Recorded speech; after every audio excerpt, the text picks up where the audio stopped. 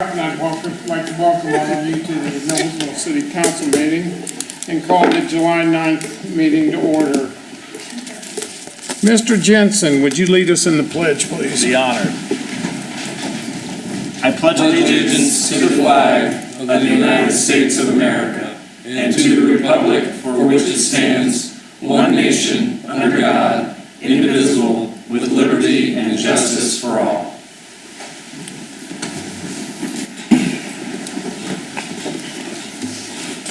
Ms. Lees, could you do the roll call, please? Mr. Boyce? Present. Mr. Hampton? Here. Mr. Jensen? Here. Mr. Johnson? Here. Mr. O'Connor? Present. Mr. Peterson? Present. Mr. Taylor? Present. Ms. Wiles? Here. Mr. Ayer? Present. Mr. President, you have a quorum. Thank you. Approval of the minutes from the June 25th, 2019 special session. So moved. Second. It's been moved and seconded. All those in favor, raise your hand. We have an 8 with 1 abstention. Correct. Approval of the minutes from the June 25th, 2019 Common Council meeting. Motion to approve. Second. Been moved and seconded. All those in favor, raise your hand. Motion carries 8 with 1 abstention. Approval of the agenda. Mr. President, Mr. Hampton. I'd like to make a motion to amend the agenda to add a proposed development presentation number 1. The council will consider introductory information for a preliminary development plan and text amendments to the River Edge Plan Development at 17901 River Road, and we would place this new addition on the agenda after claims. Second. Been moved and seconded to amend the agenda. All those in favor, raise your hand. Do we need a motion now? We need a motion approve to- the amended agenda. Yes. I make that motion. It's been moved and seconded to approve the amended agenda. All those in favor, raise your hand. Motion carries 9-0. Petitions or comments by citizens. I have several. Not several, but I have a few. Would you all like to wait until that item comes up on the agenda? And if anybody else would like to speak, if they could fill a comment card out. Also, when you do come up to speak, if you give your name and address, please, and try to keep yourself to 3 minutes, I would appreciate it. Mayor's report to council. Thank you, Mr. President, members of council. Been a little busy and a great week, holiday week. First of all, on the 26th, we kicked off, or the city kicked off, Serve Noblesville. Very, very popular events, grown throughout the years, and I think there were 30-plus projects where people were helped to serve Noblesville. We had an employee team as well that stuffed lunches for children who otherwise might not get a lunch. So happy to do that. Cherish had an open house. That's if you don't know Cherish, I know you do. Cherish, of course, helps children who've been abused to get that story and mentally help them, as well as get information for trial to try to get the perpetrator. I did volunteer as well on Serve Noblesville and went around to several. And then City Hall was closed, but we had the parade, 4th of July parade. I thought it was very good. I don't see it, so because I've been at the front, but I know it was a great parade. We had a lot of people there. And really successful was the festival and fireworks out at the park. At Forest Park. A new situation because the school was busy, et cetera, had some conflict, and the Cumberland Road roundabout. But I think it was very, very successful. It had trolleys, people were able to get in and out. Just a great, great activity. So would hope maybe that's a start of a new tradition, but obviously that's not my decision. We do have a going away party for Mike Hoffmeister and Nicole Haberlin. Both have new opportunities. Mike is going to his hometown in Michigan. His wife was promoted a number of months ago, and he did stay around to really help, and he did dedicate, very, very dedicated. He helped us to get through the July 4th, which was, again, a great thing for him to do, and very, very important to the city. I have lunch with our mayor's council this week, and then a ribbon cutting at Slap Fish is inside Broccoli Bill's on Gray Road, if you're familiar. I think Kaplanger's used to be there, and this is a new venture, so I'm anxious to see that. That's all I have. Are there any questions of me? Thank you very much. Mr. Boyce has a question, I believe. Yes, sir, I'm sorry. Mayor, I just wanted to bounce off what you said off the July 4th. Hats off to Brandon and everybody. I have heard nothing but great comments, and everybody seemed to really like the new location, and I heard the same thing, that almost everybody hopes that it stays there. So Yeah. obviously it's somebody else's decision from here on out, but I hope they're listening right No now. pressure. I would echo those The same only person comments. not paying attention.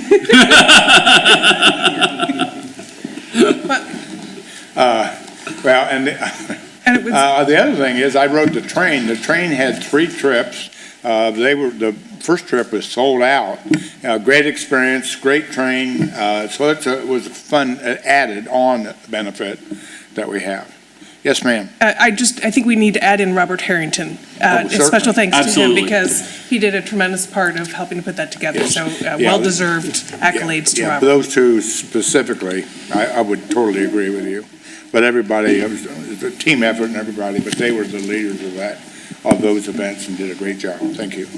Well, after your mayor's report, I do understand why I did not see you on a donkey in France with your wife this week. Well, my You have a wife- lot of important stuff going, but she does look like she's having a great time on this donkey trip she's on. Yeah, You want to report on that for us? You better catch everybody else up. my wife is a number of months ago. In fact, I was there as an invite of the Indianapolis mayor, et cetera, when we initiated the flight from Paris, or from here to Paris, direct flight. And my wife looked at that and said, "That's pretty cheap." So she and her daughter flew to Paris on Friday night, and their first week is on a donkey and touring rural southern France with a donkey carrying their goods, 95 degrees, and no water. I mean, I can be at 95, there's a beach right there, I can handle all that. But anyway, and then they were going to spend time in Paris, but I guess she had a problem, fell off the donkey, and I was not invited and probably wouldn't have gone had I been. I'm sure the rest of the audience and council doesn't need to know any more than that. But anyway, thank you for asking, Mr. Air. That's it. They look like fun. Life's too short not to have a good time. Yes. Thank you. Thank you. Council committee reports. Mr. President, Ms. Wiles? the Finance Committee met last Wednesday, July 3rd, because we normally meet on Thursday mornings, but that was the holiday, so instead we met on Wednesday. There's an item on our agenda that we'll talk a little bit more about later.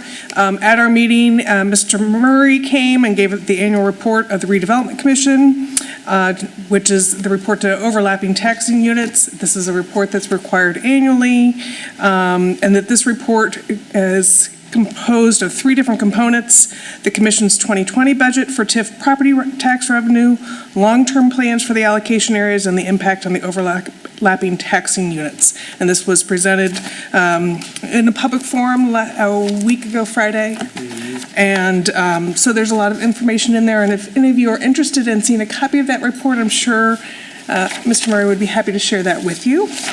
Mr. Spalding talked about, believe it or not, it's almost budget time. So we're beginning to put together the budget for 2020, and he is working with department heads on the training through the OpenGov process, and we will have some training as well.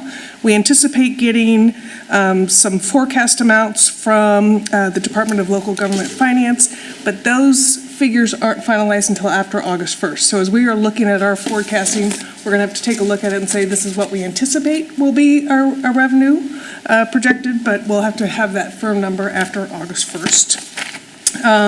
The claims do come to you with a recommendation from the Finance Committee. And again, there's another item on the agenda that we'll talk about with the ordinance 26-06-19. That's it for the Finance Committee. Any other committee reports? Approval of claims? So moved. Second. Been moved and seconded. All those in favor, raise your hand. Motion carries 9-0. Proposed development presentation, item number 1. Council to consider introductory information for preliminary development plan and text amendments to the River Edge Plan Development at 17901 River Road. Mr. Wirt?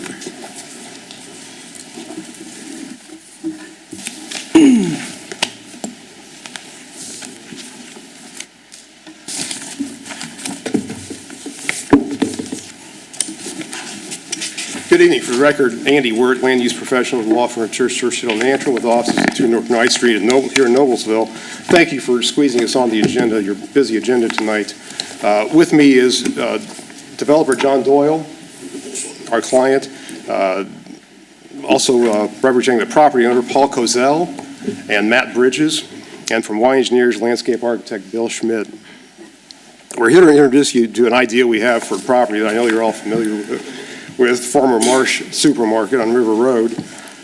Originally developed in 92, 93. The city was actually quite involved at the time that this was originally developed, not just with the zoning, but with River Road and Logan Street. Both were extended north and west respectively as part of this development. Anyway, as you know, Marsh vacated in 2017. It was always a lease situation, so the owners have been examining ways to best utilize this piece of real estate. We are proposing a repurposing of the former Marsh Supermarket building into a self-storage facility. Also part of the application is the development of 3 outbuildings, a 2-story office building on the north end, which will be very complementary architecturally with our north adjoiners. The other 2 will likely be restaurants, possibly a retail user. We do not currently have end users for these buildings, but our market research indicates that there is a demand for these uses in this area. Bill Schmidt, our landscape architect, has done an excellent job of bringing the landscape plan up to today's expectations, realizing the building's empty, but it's a little stark out there right now. Again, developed in 1992. It's actually predated Noblesville's UDO by a couple of years. And there have been some amendments to landscaping articles since that time. But this is a redevelopment, and consequently, we are seeking waivers from the certain aspects of the landscaping standards that just aren't feasible for us to meet here. A little bit about the storage building. The elevations in your packet reveal a lack of a component that you typically associate with self-storage units, and that's garage doors. There aren't any.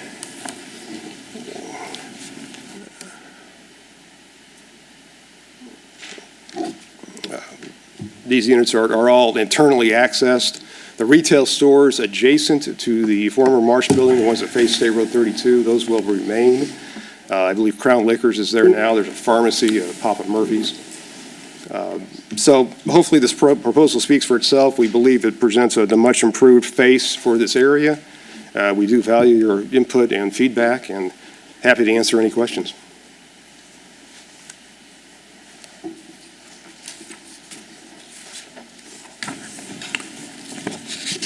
Mr. Ware, you mentioned the storefronts directly on State Road 32.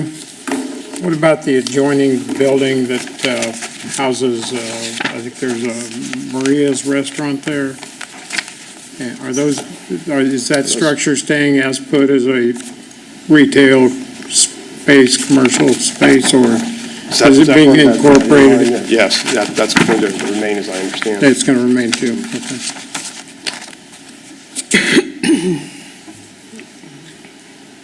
Any questions from Mr. Word or for the developer? Mr. Peterson? Have you looked at the parking? It looks a little underparked, and I realize your use is, you were changing with the self-storage, but even if we're going to get a sit-down dining restaurant, it looks a little underparked. And I'm also curious if the relationship, I see you kept the dock open to the school building to the north.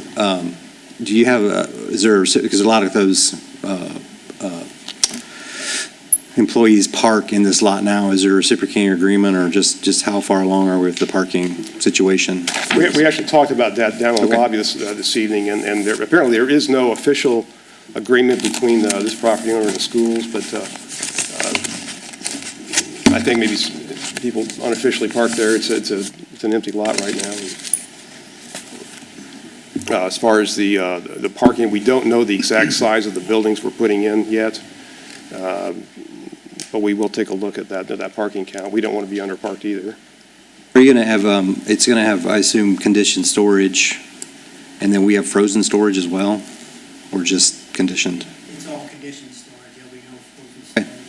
And with respect to your question regarding parking. Please come up. Sir, would you come up to the Sorry. podium, Come on up. please? State your name and address, please. John Doyle, Hope Sound, Florida. With respect to your question about parking, when we develop this into the next step, if you will, we'll absolutely have a parking analysis. And much as Andy committed, our parking analysis will indicate that we're going to be overparked. Self-store, as you know, requires very little parking. So these 3 out parcels will have more parking than the total the 3 will require. Thank you. Any other questions from Mr. Word or the petitioner? Mr. President. Ms. Wiles? Mr. Word, I'm curious, just in the upper left-hand corner of that lot, there's wording and with a circle around it. Can you tell us what is that area? That's 50. Semi-trailer turning radius, yes. Okay. Yeah. Just I think for deliveries back to the back there, and it was engineered so that we could get back there. But if it's a self-storage unit, why would we need semi-trailers to be able to deliver back there?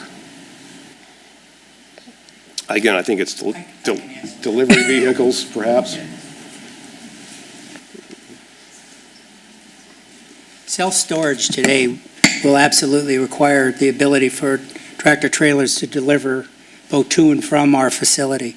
And largely it's a result of people moving from homes into apartments. So while they're in the process of moving, they'll have tractor trailer sized vehicles backing in to drop their goods off, if you will, at our facility. But we'll need that turning radius that Bill indicated on the drawings. Thank you very much. Thank you.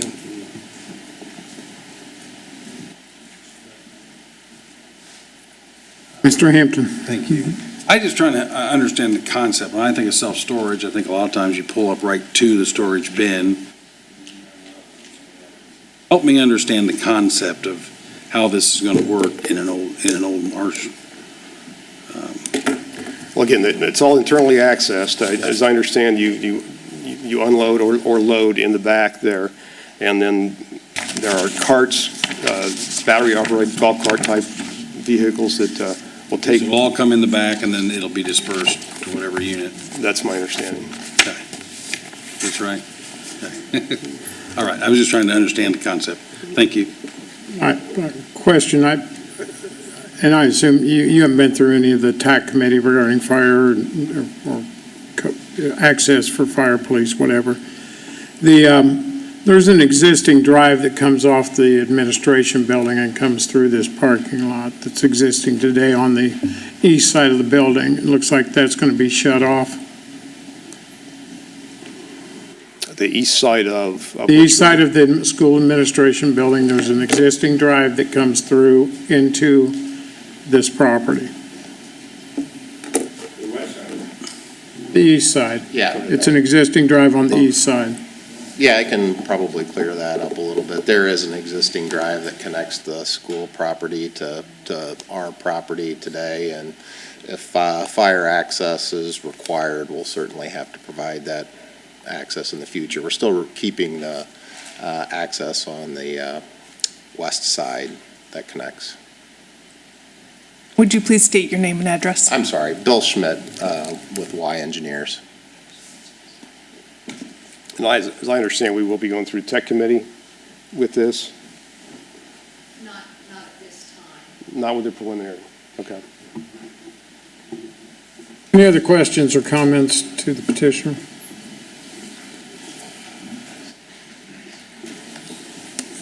Thank you, and I guess at this point, we're looking forward to you going forward. Okay. Thank you very much. Thank you. Nice to see something happening. Previously discussed ordinances. Ordinance 2306-19, council to consider ordinance 23-0619, and ordinance amending ordinance 24-06-14 regarding the encroachment of a parking area into the landscape buffer for the flats at 146th at 15201 Flats Drive. Mr. Herschel? And I do have some requests to speak, which we'll get to those after the presentation. Yes, good evening, members of council. I'm here to discuss again an amended preliminary plan for the Flats at 146 development, which is located southwest of Greenfield Avenue and Union Chapel Road. Unless you request it, I'll forego the recounting of the history and just present any new information we've had since our last hearing. So in your packet, you'll see three new exhibits labeled Exhibit I, J, and K. They should be at the back of your packet if in paper form.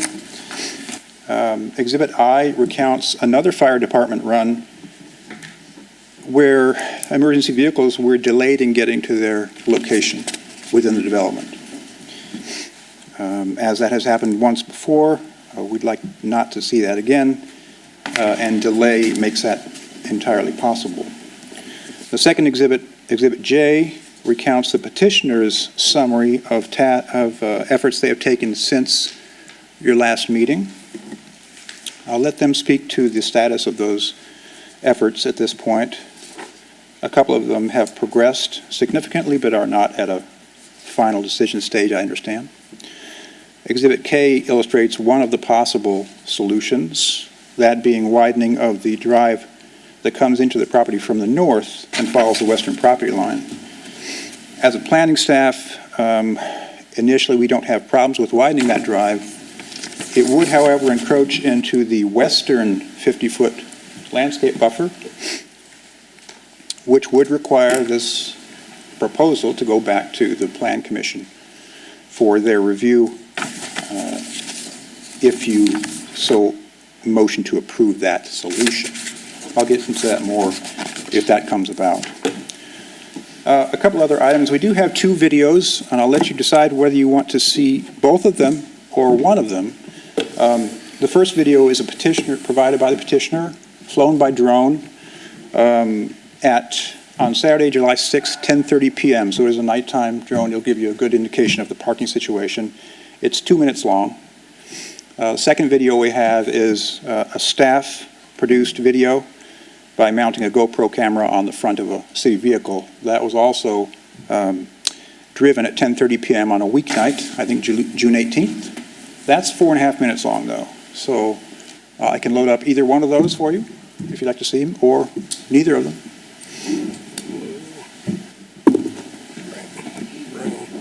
That's all. Sure, Brown. I think if the petitioner went through the effort to put together a video, we should see it.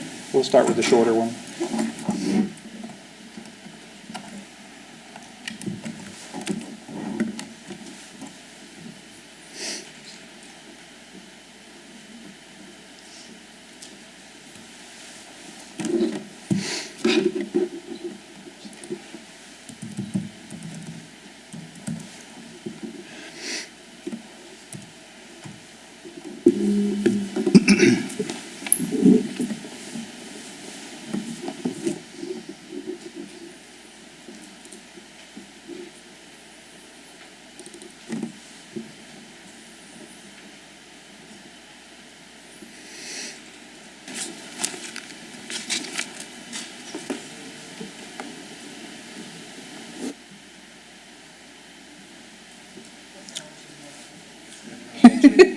when it works. It's been really dark that night.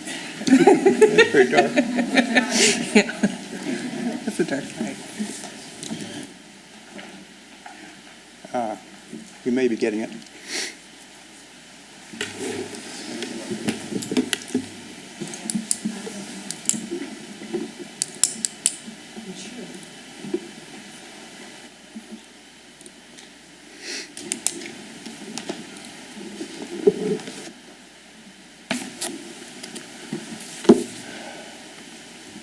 It's shown as on, so. And I did have this delay problem when I set it up this afternoon, too, so.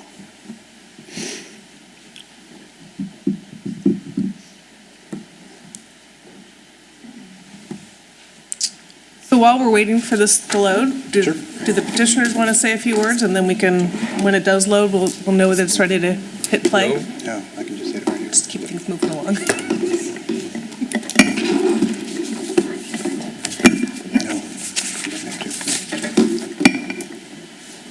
Runs. If I may. Go ahead. Thank you very much, ladies and gentlemen of the council.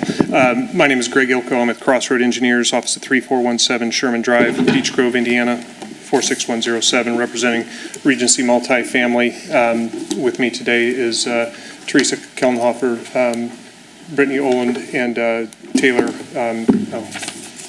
Hacker, my apologies, with Regency. Teresa is with corporate out of Champaign, Illinois. Brittany is from down in Evansville, and then Taylor's local here in Noblesville. Following the last meeting and the video that hopefully we get to see kind of identifies the use of the parking spaces that are out there. I think we're aware of the issue. Obviously, it perpetuated back by previous ownership when fire runs were made and illegally parked cars were identified, prohibiting emergency vehicles from traversing through the development. Some temporary striping was placed to identify specifically no parking areas, and then parallel spaces were also identified to identify where cars can park. Those parallel spaces done by previous ownership are non-conforming and create basically one lane of traffic. So we get what we got on June 27th, most recently, another issue where emergency vehicles could not traverse through the development because of conflicting traffic movements. So we know that there's an issue with the existing parallel spaces, and staff has identified the fact that those have to go.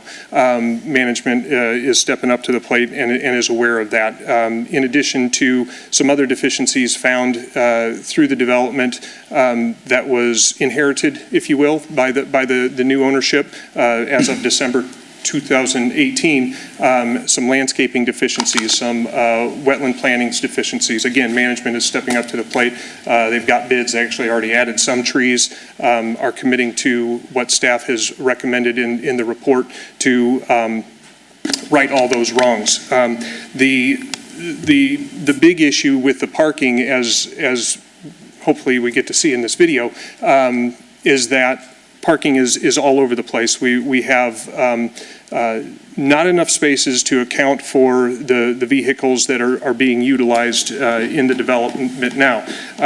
By removing the parallel spaces, which the video will show are completely being used, they would lose 62 spaces just from that alone. Another issue that was identified in previous, both Plan Commission and in Council, was the parking spaces that were counted towards the required minimum amount included parking spaces in front of garages. And in theory, that bodes well, but in practical application, the garages are actually not set for a specific unit, even in that building. People rent the garages independent of the unit itself. So the problem you get is that unless someone knows that, hey, that's my garage, they're not going to park in front of a garage door that they know someone else is parking in. You'll see in the video that most of the open spaces are going to be those that are in front of garage doors. There's also approximately 15 handicap spots that are about the development. Typically, they're going to be empty because we don't have that many handicaps taking use of those spaces. Management has been active in relocating residents to garages that are within the building that they're staying in to try to make that more efficient and utilize those spaces so that basically the garage space and the apron space are for the same person in the same unit within that unit. So they've actively taken that upon themselves, but they can't control that person who gets the garage. That might be their only car. And so trying to physically direct someone to park in front of a garage door that isn't theirs is extremely difficult, if not impossible to do. So based on percentages, we're probably about, there's 138 apron spaces that were allotted when the original development met the minimum parking space requirement.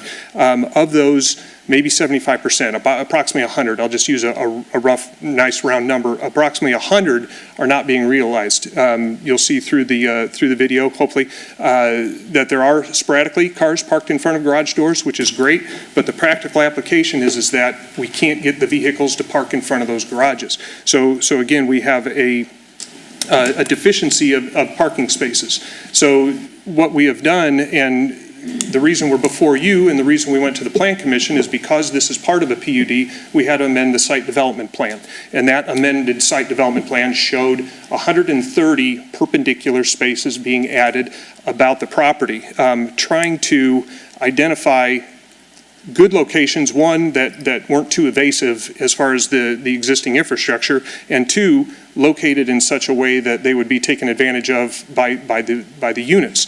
The parallel spaces to the north, from a safety standpoint specifically, are well away from any of the units in the meat or the heart of the development. So you have people coming home from work late at night or whatever, basically walking in the dark along that north drive specifically, trying to get to their units. So safety issues are being realized with those parallel spots.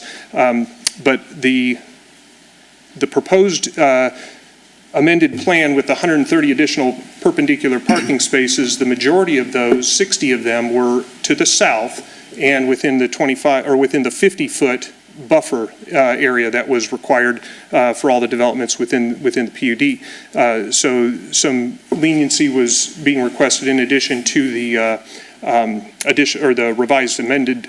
the amended development plan, some leniency to encroach into that buffer to allow 60 spaces, to which 1/3 of the development, there are 8 building units directly adjacent to those 60 spaces. So we're hitting exactly where those parking spaces need to be for the units that are there. That's where we're at. The first reading, it was identified to try to research some alternatives. We reached out to council members, actually had a couple come to the site. I don't think we're too far off of each other in terms of, we know there's a problem. Parking is an issue. And the fix is more parking.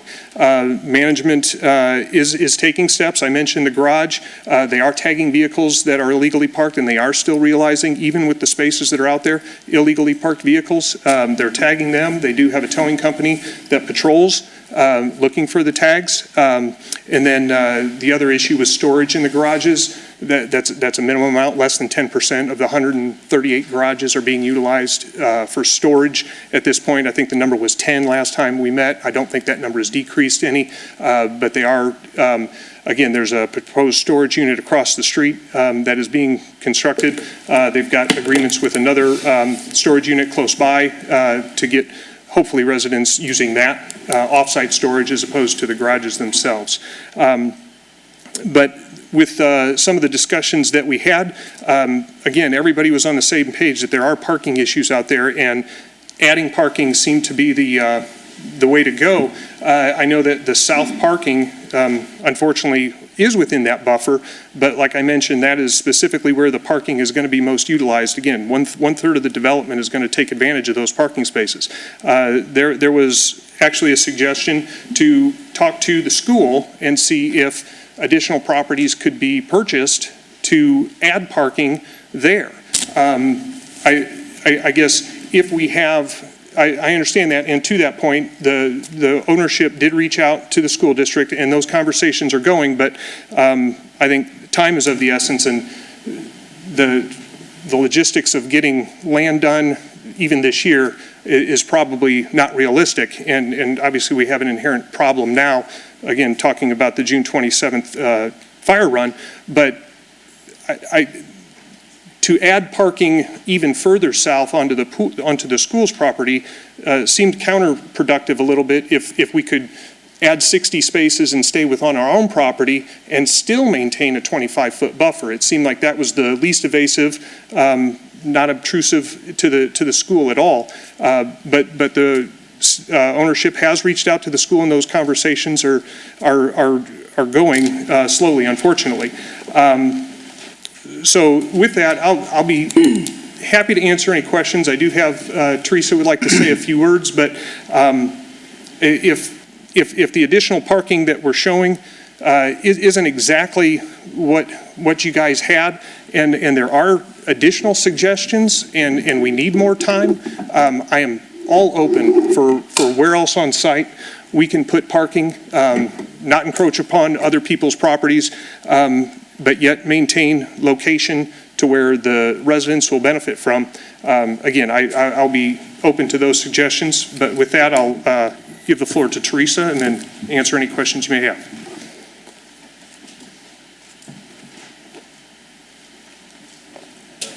Hello, I'm Teresa Kellenhofer. Met a couple of you. My address is 1208 Fellowship Lane, Savoy, Illinois, 61874. I feel like we've been talking about this a long time, and I understand the difficulty of continuing to continue to amend plans. I totally understand that challenge. With that said, I want the council to know that what we want to do is to do nothing but enhance the property. I brought along with me, for those of you who live by reviews like many of us do, we're getting slammed on social media on a regular basis, basically because of parking. Never been inside an apartment, only been to the too skinny driving, no parking, no way to get around. Parking, a complete nightmare. This was just a week ago. They demand visitors park along a road that could potentially be 400 plus yards away from our apartment. They refuse to factor in someone older or handicapped that may want to visit you. They use the same old tired excuse that they just use as new managers. They've been here since last year. It's amazing they collect a large amount of rent and dictate who can come and visit you on a day-to-day basis. Some people who've been there for a long time should realize that we're new owners. Some realize that but they don't. Some realize that we're new owners and we're not acting quickly enough, although we're trying to follow the rules. Another one says, I'd give it a 5-star if it wasn't for parking. Been here almost a year and it's my only complaint. It's pretty ridiculous that I can't find a spot to park late at night when I get home from work. Other than that, everything's wonderful. So, I mean, we're looking for any kind of help, any kind of solution. If you all have ideas or thoughts that we haven't thought of because we've racked our brains many ways to try to figure out how to deal with what we have. I understand managing parking is a big deal. We do that for a living. We have over 6,000 residents. We manage parking every single day. That's what we do. I feel like I owe it to you to know that economically, if we can't make this go, we're going to have to look at a whole nother situation or a whole nother opportunity. If we can't get the rents, we can't meet our performance, we can't make our financials, we report to a board, we have investors, just like a lot of companies. We'll have to look at the market.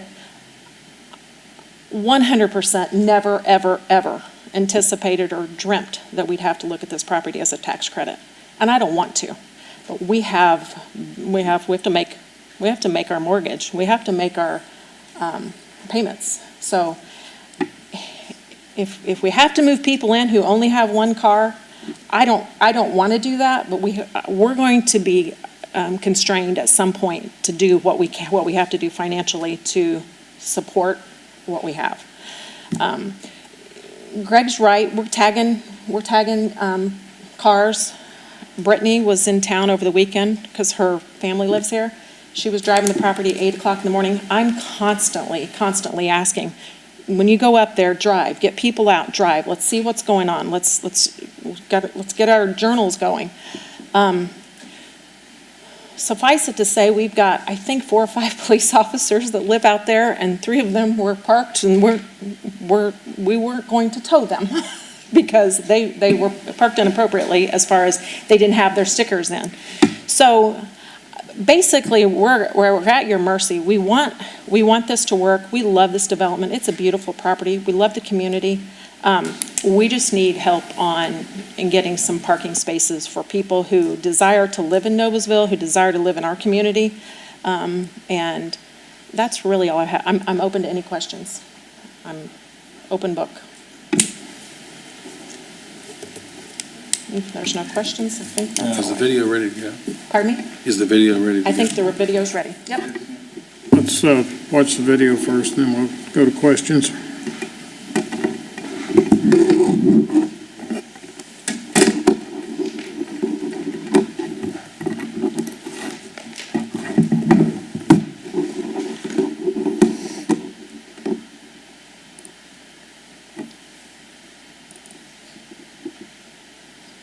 No sound, it's just a drone sound, so I turn the sound off.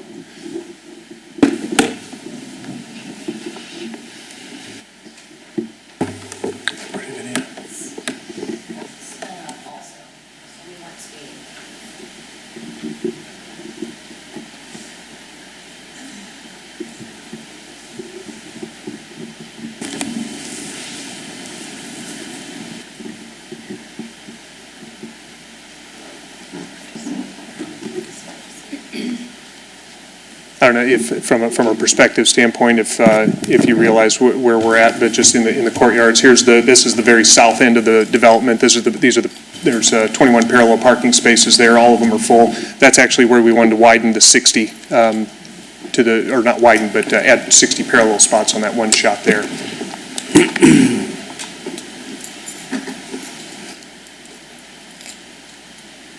See, most of those parking spots are full. Again, here, there's a couple of garages there where vehicles are not parking in front of. Those parallel spaces, those cars parallel parked there to the left of your screen right now are creating basically a one-way travel lane right there.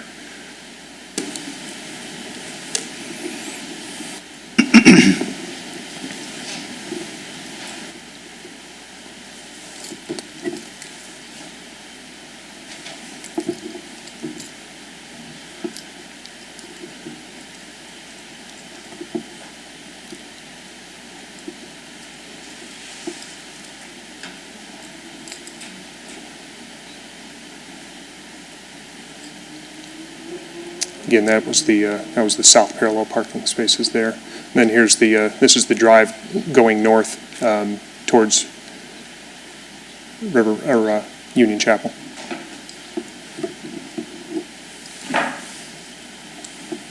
So again, a handful of open spaces, not too many, but obviously, like I mentioned, the 62 parallel spots are non-conforming, have to go. We don't have 62 spaces to make up if those get eliminated without doing something else.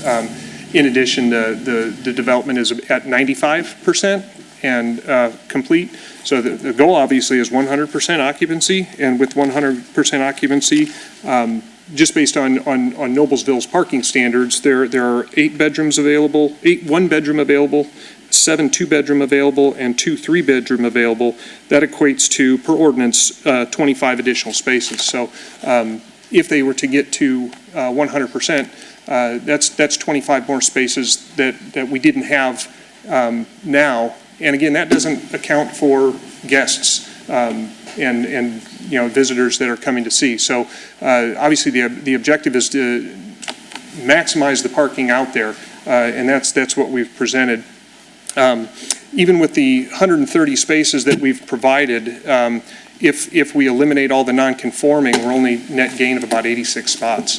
And so to that, and within the staff report, you saw the widening of the North Drive. If there's an opportunity to widen that and retain some of those parallel spaces, that might be doable, but that hasn't been priced out yet, and we're still contemplating, but we at least wanted to show that to y'all, so to kind of just identify where some of the parallel spaces could be made conforming with additional widening.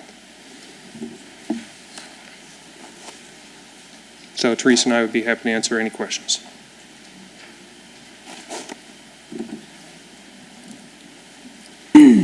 President, I don't have any questions, but I got some comments.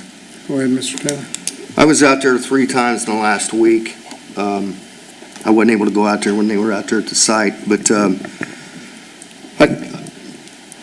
I've kind of been all over the map on this, but from what I've seen when I went out there, what I would myself approve is the 60 spots over by the school.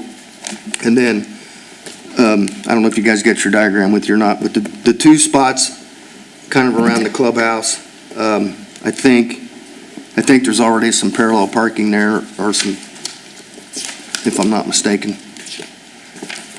But you've got 2 spots here for more parking, which looks like to me that all they would be doing is taking out grass, no trees. I would not be for any parking around the roundabout as you come in. I think that's an area that needs to stay open for public safety. And as far as the visitors parking, over on the, I guess it would be the North Drive, unless they would do the extension, which is in Exhibit K on the road, I wouldn't support any parking there at all.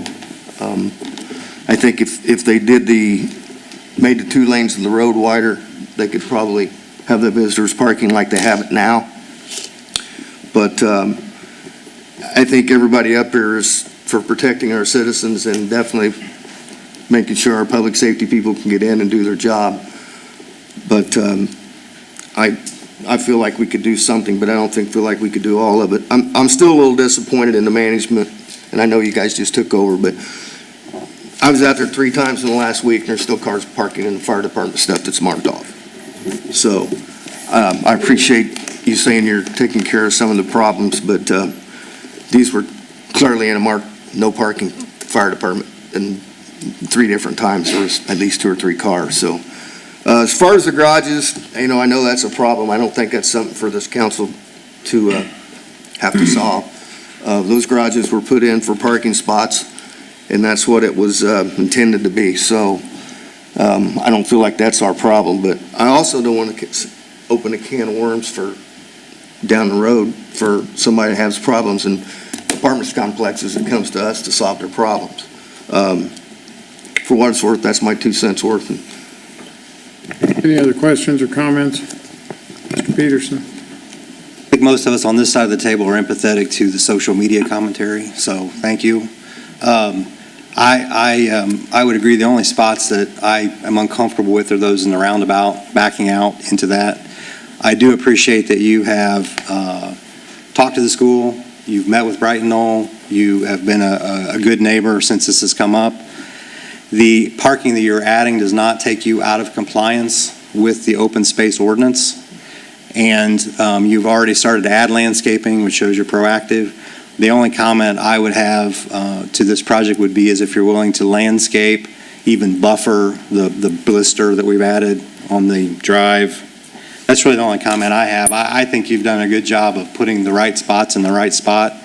And I do want to say, just in the public meeting, that approving the garages without them being attached to a unit is something we really need to look into and hopefully not do again without accommodating that, because it's virtually impossible to enforce, even though we approved it. And this is probably one of the first garage units we had in the city of this size. It's impossible, because I can rent an apartment in this building and a garage in that building and a third one for my home-based business over here.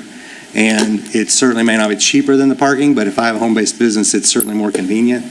So I'm empathetic to that and what we approved originally. So I think you've done a great job of getting the right spots in the right place, other than the ones on the roundabout. Those are the only ones I don't like, but if they're safe and they meet the standards of visibility, backing out kind of blind, I would approve them if engineering can give us a go-ahead. Otherwise, those are the only 5 I would not see fit to approve. Mr. Boyce. I drove out there also, and I agree 100% with what Mr. Taylor said. I definitely agree with the roundabout one. I don't like that, but I don't like the one up in the top north, what is that, the northwestern corner also. I kind of am against that, but I have no problem with the 60 spots on the south end. I think that Taylor said there's just some grass there now is not a problem, so at least help them out a little bit and then let them kind of help us and see if we can try and meet. That's way over halfway on our part by giving all 60 of them down on the south side. Kind of my thoughts and still help the safety of the issues. Want to continue on down the line, Mr. Hampton, any comments? Well, my only disappointment is we did talk on the phone, and I think a lot of people have said the same things they're saying tonight, but then you came back with the exact same rendering. And I'm wondering, is there a amended rendering that you have with you tonight, or is it something you can do so that we can make some of these? Well, that's different than. That's on the blister, though. Yeah, that's something, yeah. 'Cause I am with these guys. I'm okay with the 60.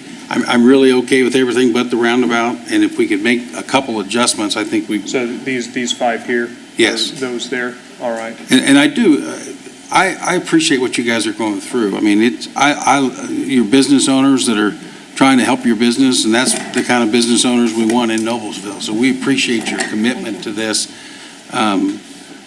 Like Rick said, we just have to kind of look out for public safety first and foremost. And I'd like to say something. Yeah, so that's really my point, is that if we could amend this, I think you can get it done. I really do think that. I'm not speaking for everybody here, but, and that was my only disappointment. It didn't change from the last time we were here 2 weeks ago. Okay, and that, my apologies, that was the supplemental to this is, and that was just my misunderstanding, I guess. Because we did include the Exhibit J, I. K. Exhibit K. So that would be, and what I guess what you're wanting to see is that implemented, and maybe with the discussions, these removed? Me, personally. Do you want to continue on down this line, or do you want to address right now? Do you want to wait and address everybody's issues, or do you want to go one at a time? What makes you happy? Well, if I knew what the outcome was going to be. That's why I thought maybe if they continued down the line, it might help you, but you go ahead. I would like to say to Mr. Taylor that we were made aware that people were illegally parking, and when we did try to address it, the responses we got was there was absolutely no place else to park. We know that's not a good excuse. I've had multiple conversations with the girls, you know, if it's illegal, it's illegal. They'll have to park, you know, somebody pick them up, and that's not ideal when you're paying the amount of rent that our people pay out there. We can't ask them to do that, but it is something that will be addressed, is currently being addressed. We're tagging cars. They've got 48 hours to get certain things done, and it's an ongoing struggle, but it's not something that we don't have this type of parking at any place else, so we don't have it quite this bad. But we do have, everybody's got visitors and friends and family and parties, and it gets tight from time to time. I just want council to know that we appreciate any kind of accommodation that we can get. We can get updated plans, and I'm still trying to decide if you want to go right now or. Why don't you get the rest of the comments, and then maybe that'll help you. Any other comments? Do you have a printout of K that you can put up on the screen, and then to be able to, because I'm struggling as to where K goes on that full site plan. So on this one, it actually is the North Drive heading towards Union Chapel. And if you consider that a match line right there, the north end of these perpendicular spaces, they are on Exhibit K. So this is so there's the north pond, and there's those perpendicular spaces that you saw. And then these are the existing parallel spots that are striped now. So the dark shaded area here is the Proposed additional roadway. I'm sorry? The widening of the roadway. Is the widening of the roadway, correct. And basically we taper that so that we're 24-foot wide after we get past these added perpendicular spaces and go around. And that leads out to Union Chapel. Yes. Correct. this Which I is, just think, Union Chapel as right I here. drove by, I just think it's a horrible look having those cars parked all the way out to Union Chapel, personally. But, Any other, go I'll ahead. echo the other comments of, I hate that we're in this situation. I appreciate all the effort that you all are putting in to try to help rectify this. My concern is that we've got a public safety issue. And if someone's hurt and our public safety officials can't get to them, then there's even bigger problems. So we need to figure out something. So, Any other comments? Mr. President, I was present at the meeting with the petitioner, with Mr. Peterson, and we both individually drove the property.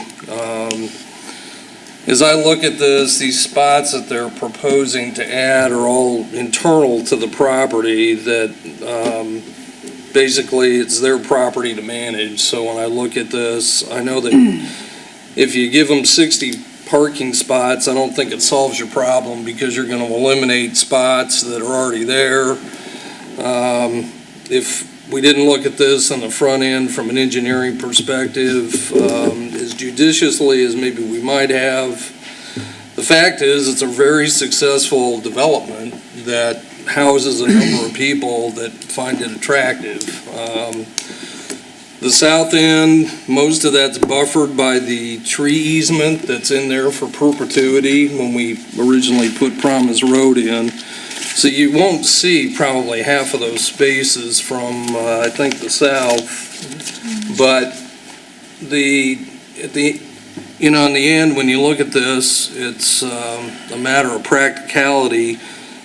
And the roundabout spaces, I think, to Ms. Wiles' point, I mean, this is all about public safety in my mind, and you need to have enough spaces here where people can maneuver and get around the development, and trying to find other solutions. I'm the one that came up with the school suggestion because they've got property there that I doubt they'll develop, and it might be a place where you could put visitor parking, but given the time constraints, that might be a safety valve in the future.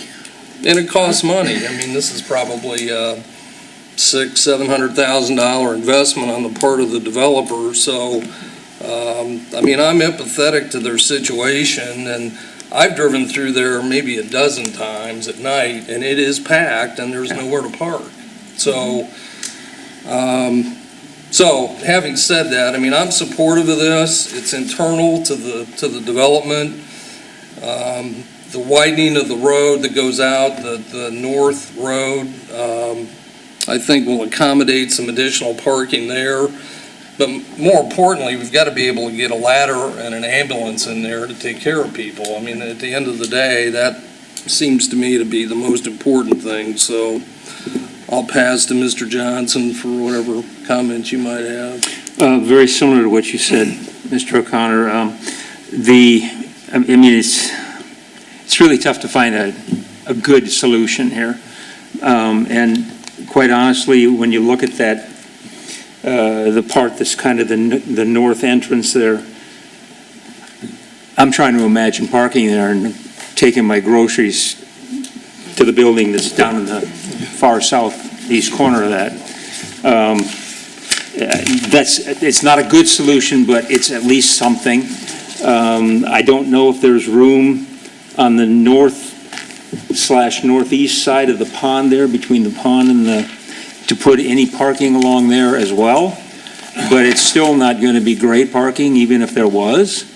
I mean, it looks to me like the best bet would be to really talk to the school, charm them. Figure out what you can do for the school so they can help you. Any other comments?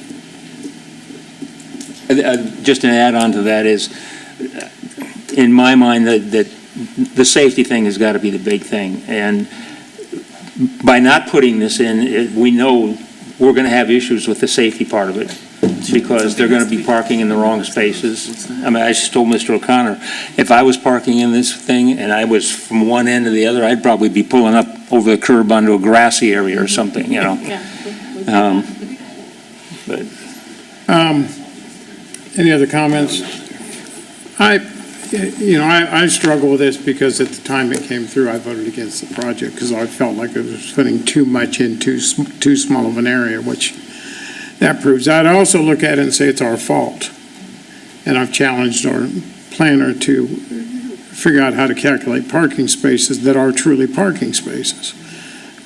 So we've put a little bit of this on ourselves by allowing those garage spaces to be counted.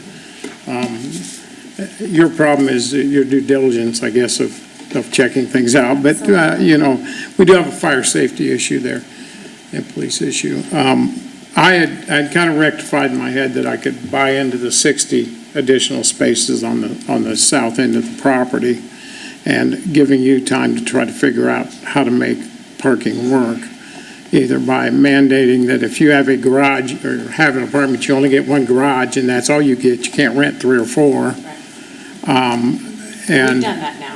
You mandated that? 100% compliant with that. And that if you have multi-bedroom units, then you get the garage and the space behind it, and that's it. But I don't know where, I'm sitting there trying to figure out where you're at too, and I'm not real sure. So I'm going to leave it up to you as to whether you think you've found a solution today, and if so, then we'll move forward. If not, if you want to postpone this until you find one, that's your decision. If I heard right, and I guess your guys' answer to this will answer how we move forward, it was implementation of Exhibit K onto the amended site plan, and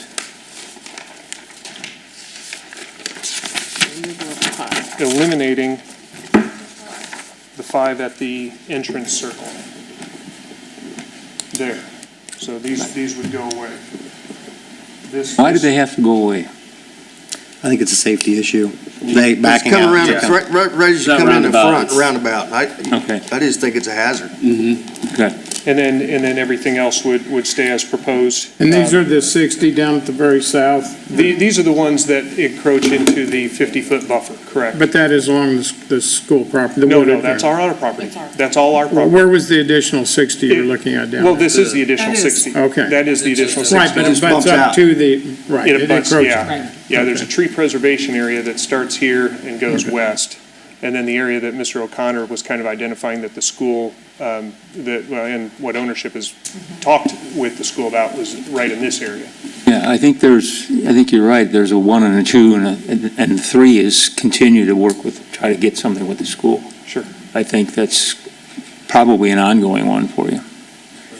Mr. Hampton. Quick question on the Exhibit K. How many additional spots? I'm trying to, how many would that add out to the road? In Exhibit, I got that count. Let me put up Exhibit K, so. Exhibit K. It isn't really, That's it's my they're already understanding, isn't there. really adding spots. It's No, allowing the it's spots widening that the are road. there to remain Well, and to it's- maintain a 2-lane road versus just a 1-lane. Because when those Oh, I cars are thought it was parked there. 2 lane out by the road and then it became, It goes down to 1. but then it stops. You can't park in the 1 lane portion Yeah. of it anymore, This right? is, the way the parallel spaces have been marked basically lends itself to a one-way out. So the addition per the original proposal of these 13 spaces, that eliminated 6 of the parallel spaces. So if we widen this, we're able to maintain 19 of the 25 parallel spaces that are out there. And then we have 13 perpendicular spaces gained. Well, not gained because we're still losing 6. So on that North Drive, to make matters even more confusing, it's actually an additional 7 spaces is all we're gaining. So in order to try to land this plane, and we don't have to land this plane, we could make a motion to amend. Am I making a motion? I don't know. That's up to you. I think it would be Go clear. ahead. I think he said that he would give Yeah, up the that's what I'm 5 saying. spots back again. And I think the motion would be Exhibit K with the deletion of those 5 Exactly. spots. Is That's that, the motion I want. is it, I see a lot of heads nodding, because we're trying to make a record here that'll be enforceable, Yes. that planning will know what they're doing. Yeah, and you will, also it will go back to Plan Commission for recertification. Yeah, it would have to. here again. No, it would go back to Plan Plan Commission. recertify. If they agree with the amendment, it's done. But that's not the end of the problem. That's. It'd be looked at. They're still gonna have to continue to work. Right. But it's not solving the problem totally, right? It's adding over half. 100 and as we lose the parallel spaces to the south and replace those with the 60 perpendicular spaces, that's 130. And then if we widen this and gain another 19, we're at a net gain of 100 and, well, not net gain of 149. We're adding 149.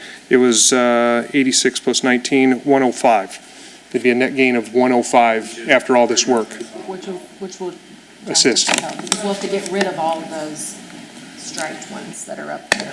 They have to be removed anyway. Right on the south. What do you believe you need right now? So the desired ratio, and Teresa can speak to that, but typically a 2-to-1 for their components, for all units, regardless of 1-bedroom, 2-bedroom, 3-bedroom. So you're at 368 units. What is that? 2 would be 736 spaces, and we're going to be at 600.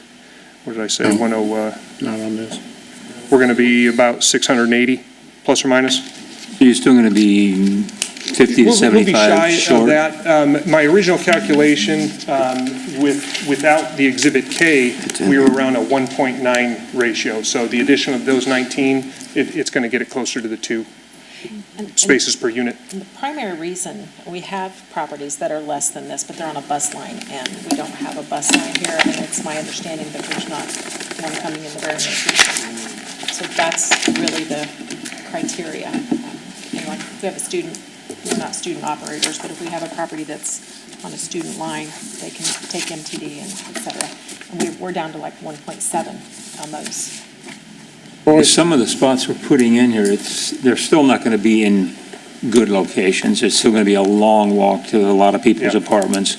And you're probably still going to get nailed on social media for that and in reviews and stuff like that. So, we need to do what we can, and then you guys go beg to the school. Right, we'll still work with the school.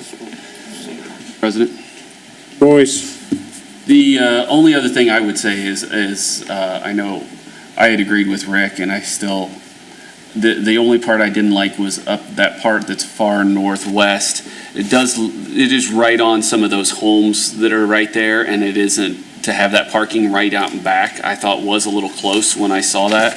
So I see on this that we're going to have some landscaping. I'd urge that you have plenty of landscaping, and please don't buy like the 1-year-old saplings that really aren't anything for another 20 years. So if you can do that, then I think that'd be nice for those homeowners, because we are getting awful close to their backyards right there for that parking. And that was the reason why when I drove it, that was the reason I was kind of against having it up there. So I think if you landscaping, I think you could be fine, but please don't just meet the requirement and get something that's... Understood. Hey, Mark, a follow-up to that, Mr. President, is it better to have, for the aesthetics part of it, is it better to have the parking on the east side or the west side of that? I don't know. I know it's on the east side now, but is it better to have it on the east or west?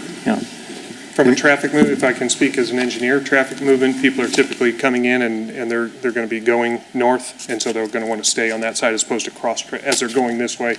People have to enter off Union Chapel and stop right there. So they may stop at their unit first or drop off groceries or do whatever, but then they're exiting the development. So where they're at now, I think makes the most sense. And they're further away from the residential. And they don't have to cross traffic when they get out. When they get out, yeah. I still just think you're going to have an enforcement problem from your end. Because I just can't imagine that these people are going to park that far away from their units. If they can find anywhere to park, they'll park on the sidewalk. I don't care, they'll find a spot. Yeah, our challenge is going to be as constant communication and start towing. Yeah. I mean, we don't want to, but Right. we've got to manage the property. And you can drop off your groceries and then go park your car.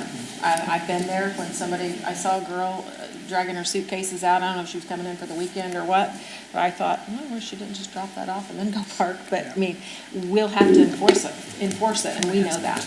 I mean, we have to enforce it in other areas and other properties we have. So And the they're gonna video, have to do it. the video showed they're using those parallel spots now. They were all the way up to Union Chapel. Do you have an agreement with the towing company? Are we in an official agreement with the towing company? Did we sign an agreement? Yes. You know, when I went out there, I didn't look for, by the buildings, do you have like 15-minute unloading zones or anything like that? I don't remember seeing that. We do not. Okay. No. But I mean, if somebody doesn't have a parking sticker and they stop and they back in and they're unloading their, you know, if you're in for the weekend or you're a medical service provider and you're just dropping off materials, I mean, they're not going to be there any more than 15, 20 minutes. Hampton? I make a motion. Can I just say one quick thing? Yeah. Okay. Exhibit K is not a part of the ordinance right now. Do we have to add that to the ordinance? Yes. First motion would be to add Exhibit K. You can make that all in one. You make it all. Okay, I'll try. Megan's so much better at making these amendments. Let's see, huh? Okay, Mr. President, I'm going to make first an amendment, a motion to amend 23-06-19, council to consider 23-06-19, an ordinance, amending the ordinance. That's enough. That's enough? Stop there. And we are adding Exhibit K. Now, do I have to remove the 5 spots? Yes. Okay. And also remove the 5 spots that are in the roundabout as shown on the original Exhibit A Yes. Thank you. And K. and K. And the Yeah, K. it's- No, I've added K. I've added K already, but we're removing the 5 spots that are around the roundabout on Exhibit A. Right. That's my Whatever. amendment. Is And that adding enough of an Exhibit K. amendment, Megan? Clear as mud. It's clear. Yes. We have a motion. I would second that motion. We have a motion and second. Please, would you like it to do a roll call vote? I make that motion to approve as amended. Second. Megan, you want to take this over? Okay, so now I'm making a motion to approve. No. You did. No, do I have to make a motion to approve as amended? Stop talking. All right, we have a motion. Plane's landed. We have a motion and a second to approve ordinance 230619 as amended. That's what I was going to make. Okay. I didn't need to do that part. And that, that will be a hand vote. No, you're ready to vote. Okay. Ms. Lees? Wait a minute, did we do the hand vote on the amendment? No. Okay, you need a hand vote on the amendment. All those And in we've favor? already got the motion to approve it as amended, but we have to finish amending it. So you need a hand vote on the amendment. Well, I was- Okay, Motion to amend. okay, that's done. You just need the hand vote. These are ayes? We're in favor of amending the motion. Yes. Motion carries. Yep. 7-2. Now you're ready for a roll call vote. Ms. Lees, can we have a roll call vote? Take your time. Mr. Boyce? Mr. Hampton? Aye. Mr. Jensen? Nay. Mr. Johnson? Aye. Mr. O'Connor? Aye. Mr. Peterson? Mr. Taylor? Aye. Ms. Wiles? Aye. Mr. Ayers? That is 7 aye, 2 nay. The ordinance passes as amended. Thank you very much. Thank you all. And you're remanded to the Plan Commission Yes. on the amendment. Thank you very much.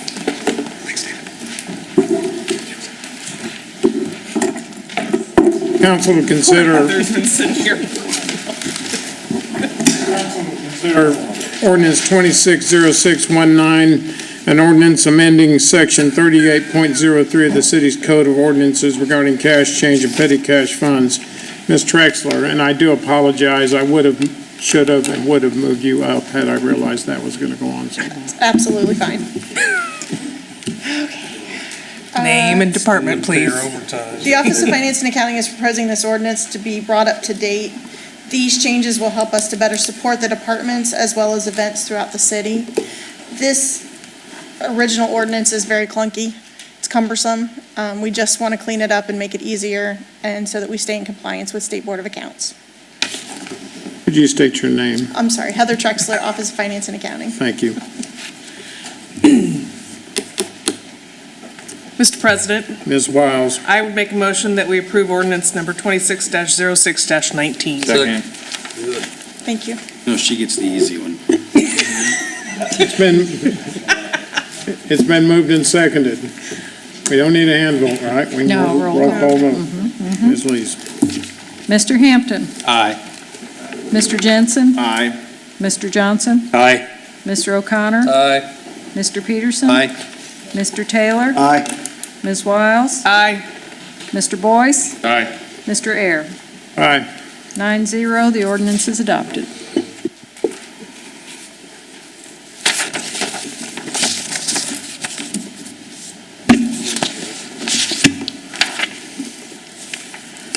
The ordinances for discussion. Council consider ordinance 31-07-19, an ordinance repealing or replacing ordinance 53-11-17 relating to the adoption of standards and preliminary development plans for Crossroads Plan Development adjacent to State Road 3832 East, a split. Ms. Yelsey. Motion to introduce. Second. Good evening. This item before you is, basically was originally adopted approximately 2 years ago as a planned development. It included in it small commercial area, a stacked flats area, and then 2 different areas for single-family dwellings. The original concept plan basically is the one that is indicated here on the top.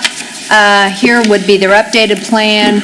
Just very quickly, some of the items that they have addressed is originally there were 4 pond areas. We've reduced that. They have reduced it down to 3. They have basically eliminated a cul-de-sac up in here and shifted the entrance off of State Road 32 a little bit to the east. As you can see, it gives a little bit better flow. Also in this area, they have added 8 lots. This was another single-family area. Again, the roundabout has been shifted somewhat, and they have added 5 additional lots in here.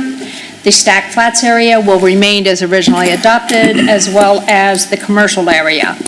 Bulk standards that they are going to modify in Area A, which is this area here for the single family, they would be eliminating the floor area ratio calculation, increasing the maximum lot coverage to 55%, and then again, increasing the number of lots by 5, which would bring that to a total of 50.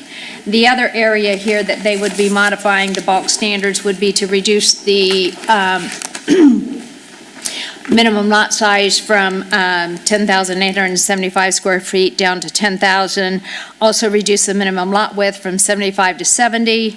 Again, they would increase the floor area ratio to 40% and increase the number of lots by 8. Those are basically the amendments that are being proposed on this development. Again, this was sent to you with a favorable recommendation from the Plan Commission, and there were 9 members present at that meeting. And with that, I will ask if you have any questions of staff. Any questions, Ms. Sheldon?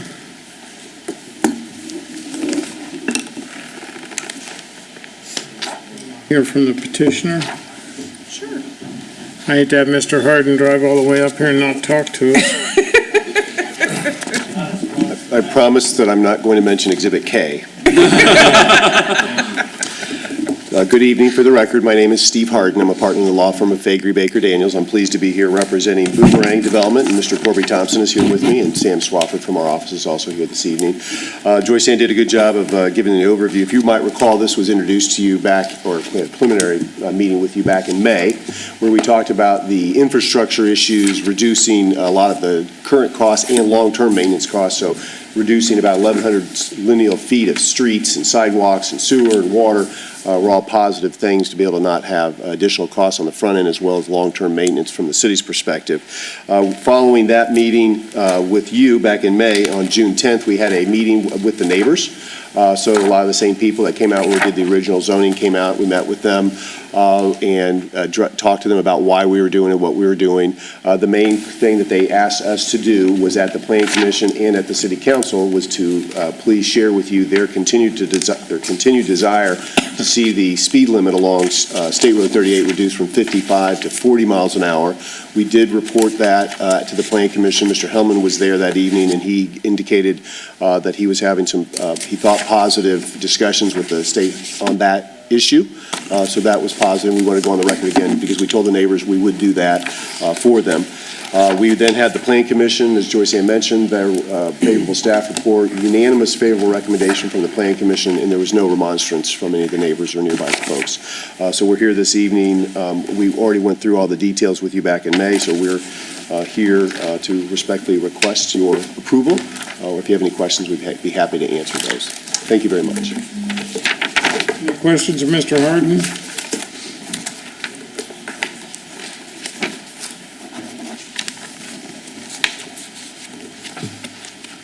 If not, then we will see you in 2 weeks. Okay, thank you. Thank you. Mr. Thompson, do you have anything you'd like to add? I hate to have you drive all the way to the fine city of Noblesville. Thank you.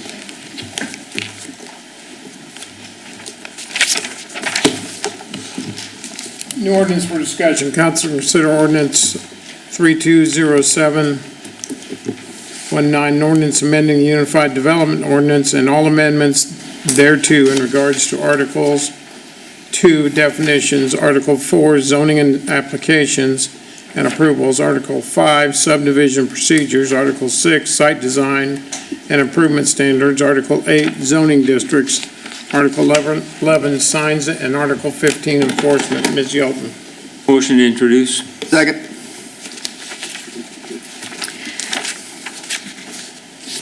These are several proposed amendments to our Unified Development Ordinance. The last time that we made amendments to this ordinance was back in 2017. We've made several modifications to definitions. Those include certificate of compliance, temporary certificate of occupancy, sign, banner, incidental sign, parking lot identification sign, temporary sign, special event, and a waiver. We've added new definitions for flag, art mural, feather banner, construction sign, gateway sign, neighborhood sign, real estate availability sign, yard sign, signature monument sign, stockpile, temporary stockpile, and permanent stockpile. Under our Article 4, zoning applications and approval, we have updated BZA review to coincide with state statute. We've clarified the timeline for pre-construction meetings. We've updated the building code requirements, again, to basically be in compliance with state statute. We've relocated some of the areas that were under, I'm going to say, building permit approvals. Some of the residential areas kind of followed a commercial area, so we needed to move them into the residential area. We further defined building construction for obtaining a building constructions for obtaining a building permit. We've also removed the term drop box because that's a very specific term when we talk about file transfer protocol systems. We've also added structural components to some of the things that are required for building permits. We've changed the wording from what we currently call a conditional C of O to a temporary C of O. We feel like the word temporary may ring a bell to say, oh, this is temporary. Conditional just kind of says, no, I haven't met some conditions. We also have clarified the issuance of a final certificate of occupancy and clarified the timeline for pre-filing meetings.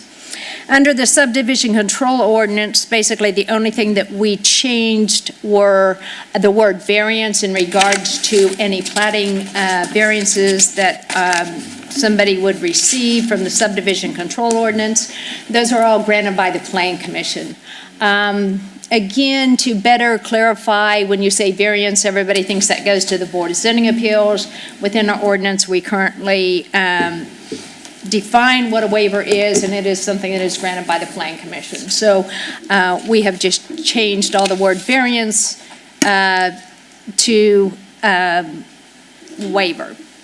Under Article 6, the site design and improvement standards, We've included some specific language that talks about who's responsible for infrastructure installation. We've noted that monuments for individual lots are required prior to the issuance of a certificate of occupancy. Some of these things, already exist in our ordinance. Again, a lot of these things are just being better clarified. We've also changed the minimum right-of-way for a cul-de-sac to 54 feet to match the right-of-way for a local street. We changed the right-of-way for a local street it's been more than 10 years ago, and somehow in our amendments, we didn't change it for the cul-de-sac. So it has caused us some minor issues, so we have basically updated it to match what is called a local right-of-way street. We've added improvement standards for sidewalks and the maximum slope design. We've also detailed minimum setbacks from ponds and right-of-way and property lines. Again, those currently existed in our Noblesville standards, which are a part of the UDO. We just better called it out in this section of basically improvements in site design so that it's hopefully engineers that are designing these projects aren't missing them. We've also clarified the installation of sod and seed for single-family and two-family homes, and we've modified the design guideline for erosion control to include stormwater standards manual. Under Article 8 zoning districts, we modified the residential bulk standards. We changed some wording that basically was formerly a map that we called, it was a landscaping map. We changed that map a couple years ago to the central core map, but again, somehow in the residential bulk standards, we failed to change that wording there. Article 15, I'm going to jump to very quickly. We modified the procedures upon discovery of violations. We added a section entitled Stop Work Orders, and we updated the penalty and remedy sections for violations to include attorney's fees relating to the adjudication of an offense. Going back to Article 11, which is our sign portion of the UDO, we basically have modified that entire article to update standards to remain what is known as content neutral. There has been a Supreme Court ruling that came out in the case of Reed versus the town of Gilbert, Arizona, and that basically says that you cannot regulate signage based on words. So we didn't have that in very many instances in our sign ordinance, but we basically went through and cleaned up and modified that language to make sure that we didn't have anything relating to that. So with that, I will ask if you have any specific questions of staff. Any questions of Ms. Yelton? Mr. President, real quickly, repeat that part about what it doesn't matter what the sign says? Okay, yeah, we cannot regulate signage upon what the content of the sign says. So in other words, we used to have I'm going to say in the ordinance, one of the areas that we changed was a contractor sign. And we basically said under a contractor sign, it had to list like the name of the contractor, it could list the name of the bank, it could list, a few other things. We can't tell you what you can have on that sign. We can define what a contractor sign is, and if you meet that criteria, then we basically are able to issue the permit, but we cannot regulate it on content. Thank you. You're going to have them repeat what they said something this morning to us that I didn't understand. Your case, and you can try to make sense of it. I just didn't, never mind. My mind went out here, but you got it back, so thank you. It says what it says. Any other questions, Ms. Yeldon? Good job. Yeah. With that, we do have a request to speak by Ms. Collins. If you could state your name and address, try to keep it to 3 minutes, which I know is almost impossible for you. But It's as if I've been here before. For the record, Kate Collins with the Builders Association of Greater Indianapolis. address 6510 Telecom Drive, Suite 185, Indianapolis 46278. Thank you for allowing me to speak this evening. As I mentioned, I'll be brief. We did have members weigh in on a few of the items, and I had some outstanding questions and concerns about a few of the areas in there. I'll try to brush over those quickly.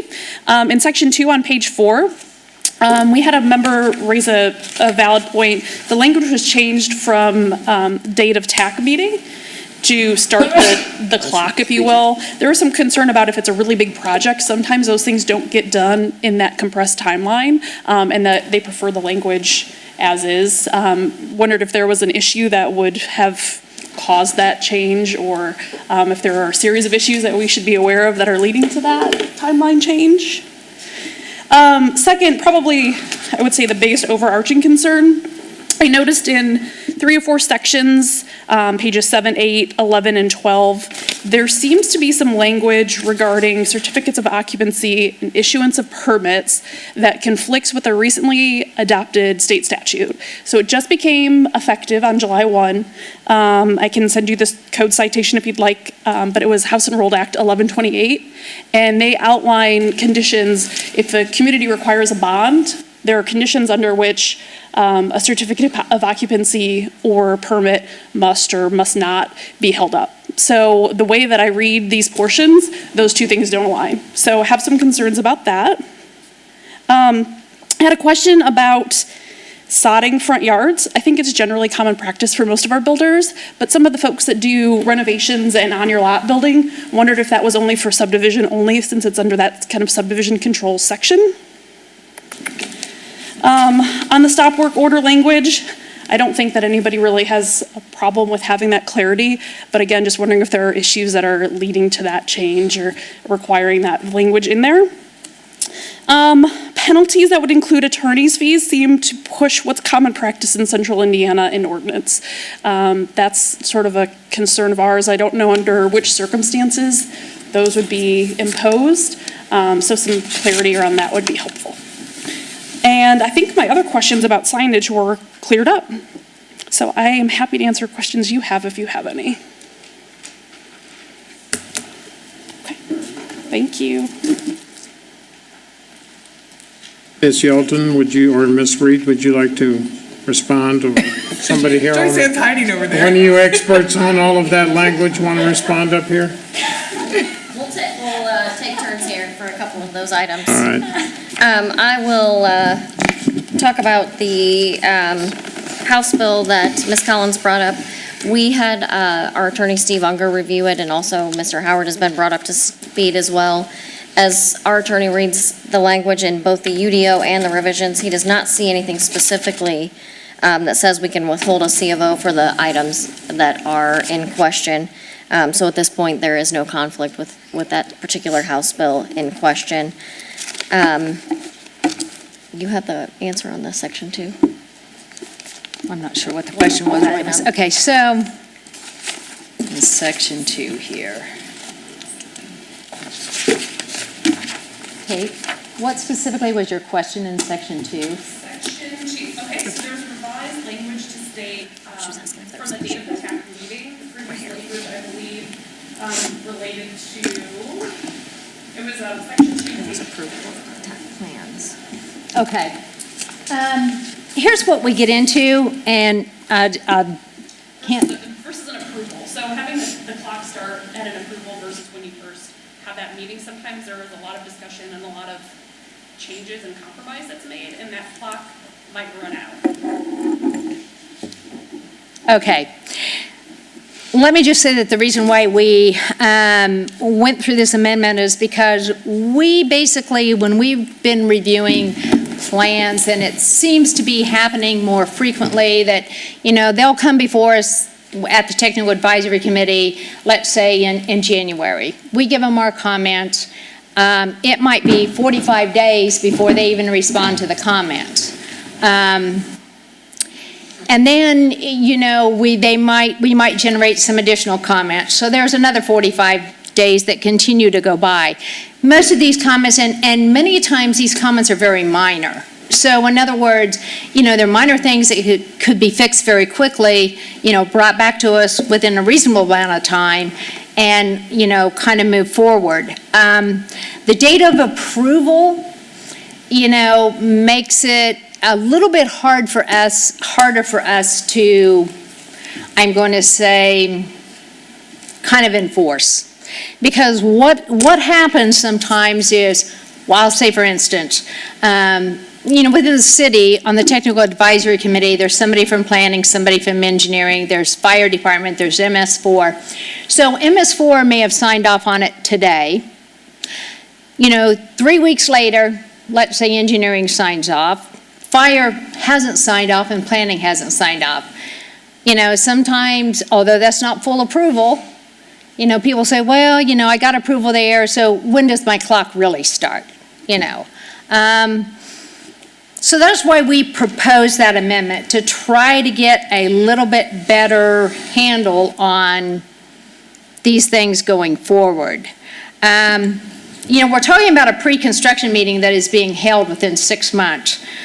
That pre-construction meeting is something that they set up. So once they get approval from the Technical Advisory Committee, they are able to set up what we call a pre-construction meeting. At that pre-construction meeting, what we do is there's a list of items that we go through. Most of it has to do with infrastructure. Some of it has to do with, what your next steps are. We go through all of this. There is no reason why, if you get approval, in January on your plans, that you are waiting more than 6 months to have a pre-construction meeting. And that pre-construction meeting allows the issuance of an improvement location permit, plus goes on to basically allow them to do all of their infrastructure and grading work. I mean, it doesn't make sense. And we're getting into times where, we're approving things, and it's, 18 months later, and somebody comes back and says, well, I got approval 18 months ago, and my plans haven't changed. So we're trying to basically say, don't come to us, for approvals if, you're not within a certain timeline of being ready to pull permits and do your infrastructure work. The other question that Ms. Collins had was regarding stop work orders. She wondered if there was a specific issue that we were addressing, and we are. We didn't have a policy or procedure for stop work orders, and we had a pretty intense situation up north of 32 that we had to take care of, and we realized that it says we have to give notice on site. Well, I mean, most of the times the people that are needing the stop work order are not on site, and so by the time the person who gets the stop work order can actually do something about it, it's very complicated. So we just wanted to establish a procedure for that stop work order so that we're notifying not just in person on site, but also the other people that are on the application as well. Are you comfortable that what you're proposing is in the best interest of your department, the city, and the taxpayer of Noblesville? Yes, sir. Thank you. Any other questions for? What was the time then? When you said the time, what is the time in there then? Okay. Still 6 months. It's still 6 months. It originally said 6 months from the date of approval of said TAC plans, including the issuance of an improvement location permit. And basically, you can't get the issuance of the improvement location permit unless you request a pre-construction meeting. So what we're really doing is clarifying that language to say, once you get approval from the Technical Advisory Committee, you have 6 months to basically pull that permit for the improvement location permit to do your infrastructure work, begin your infrastructure work and grading. And the attorney's fees question also that Ms. Collins brought up was recommended to us by our attorney that reviewed all of these, that's an option we can include in there to be able to recoup those fees. And that penalty, I would assume, applies to everything. I mean, we're doing it for code enforcement, et cetera. So we don't have a lot of penalties against home builders or subdivisions. It's mostly code enforcement related as we move forward with more of that, as you all know. So. Did we cover it all? Did we cover it all? Okay, perfect. Any other questions? If not, we will see you on this again in 2 weeks. Right? Okay, council to consider ordinance 3307-19, an ordinance amending the Unified Development Ordinance 62-12-95, and all amendments thereto in regards to Appendix A, fees, charges, and expenses. Ms. Yelton. Motion to introduce. Second. Been moved and introduced. Ms. Yelton. Okay, again, fee modifications haven't been done for basically 3 years. It was back in May of 2016 that we actually did any modifications to our fee structure. Basically, again, in our schedule of fees, we looked at a change of zoning. Well, actually, it's a modification to zoning commitments and adjusting that fee from $100 to $500. We don't have a lot of those requests, however, they are very time-consuming. The Plan Commission, again, under subdivision, again, control, we changed the word from variance to waiver and adjusted the fee from $425 to $500 per waiver. An improvement location permit, we're adjusting the per acre fee from $35 to $65. Under building permits, residential, we talk about remodeling. We basically modified that language again to try to clear up any questions that we are getting from builders. That is done both in the residential and also it's basically the same in the non-residential building portion. Again, we do a basement finish at $200. It's plus a $25 certificate of occupancy fee. That would be if, for instance, you built a new house, you had an unfinished basement, you came back 2 years later and wanted to finish that basement. That's not an additional charge. That's not a fee and a charge that we would do if you came in today and built your house that included a finished basement. That is just would be a part of the regular building permit fees.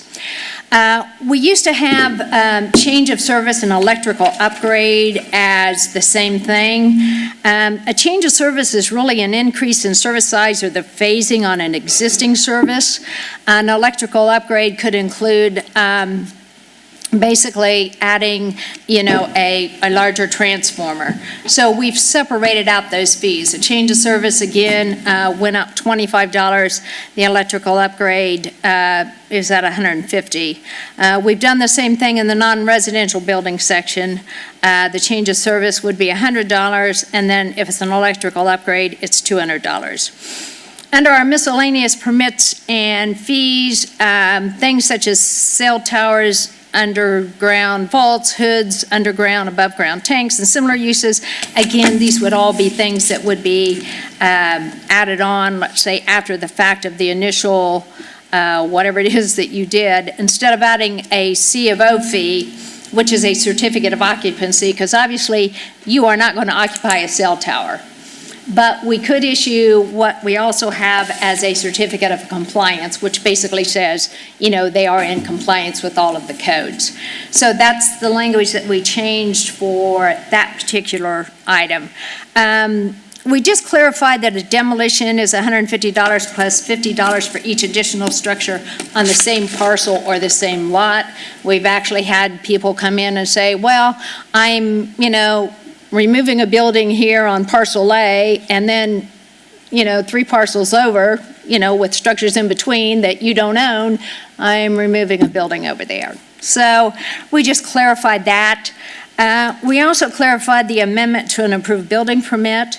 We were having some issues as to when an amendment is actually an amendment to a building permit, so we basically added language to say that 20% or less increase in the square footage of the original building per the submitted plans, you would be charged a $125 fee. If it is greater than 20% of the original plan, then your square footage would be based off of the per square footage fee. Technical Advisory Committee review. It says $500 per resubmittal would have to be paid prior to staff review. Let me explain a little bit about that. Under technical advisory, you submit your original plans, so we look at your original plans. After that, you are actually given basically 3 other times to bring your plans into compliance before this $500 would kick in. So we actually review up to 4 sets of plans, and we do many a time without this $500 fee ever kicking in. We've also added a change of use, and that has to do with the building. So in other words, if you're changing from an office structure to a commercial structure or from a commercial structure to apartments, we really want to know that because it affects a lot of different things. Inspection fees, right now in both residential and commercial, we have a tiered system. We are suggesting that we get rid of the tiered system and basically go to a flat fee of $200 for residential reinspection and $300 for each reinspection for something that is non-residential. Again, under certificates of occupancy, all we did was change the word conditional to temporary. We've removed the expedited certificate of occupancy. We only did that for residential units anyway, and we were the only community here in Hamilton County that basically had such an animal. And we also, again, under sign permits, we changed the wording from the issuance of a certificate of occupancy to a certificate of compliance. We also updated the charge for violations. Again, this is basically to bring us in line with what is currently in state statute. And with that, I will ask if you have any specific questions of staff. Any questions of Ms. Yeldon? Can you just clarify, Mr. President, can you just clarify, when was the last time we changed our fees? Basically in May of 2016. Very much. Mr. O'Connor. Ms. Yelton, how do these fees match up with our surrounding neighbors? Did we take a look at those? I'm just curious. Yes, we did. Keep in mind that there are a couple different things going on.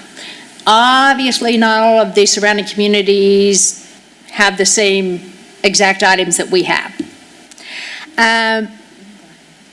You know, a lot of them don't even issue a temporary certificate of occupancy.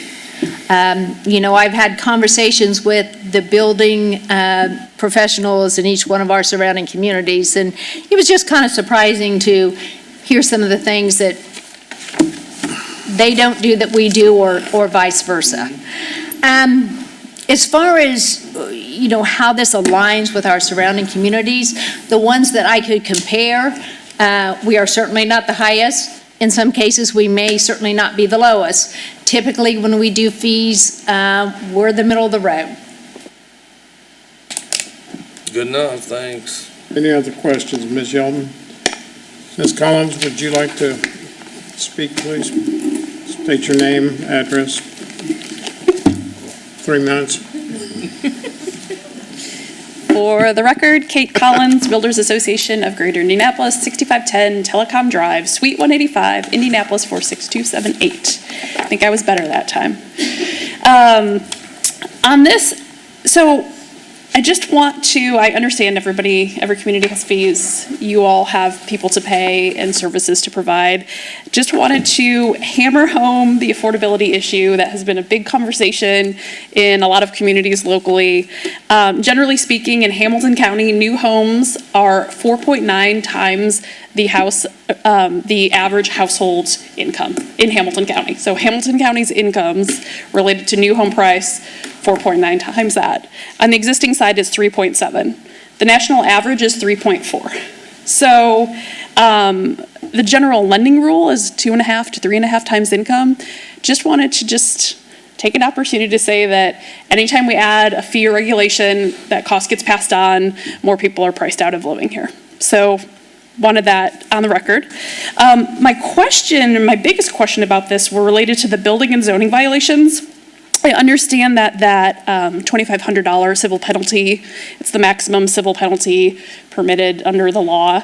$300 to $2,500 is a pretty wide range, and it reads upon conviction, so I just wanted to clarify that this is a penalty that would be assessed after a civil court situation.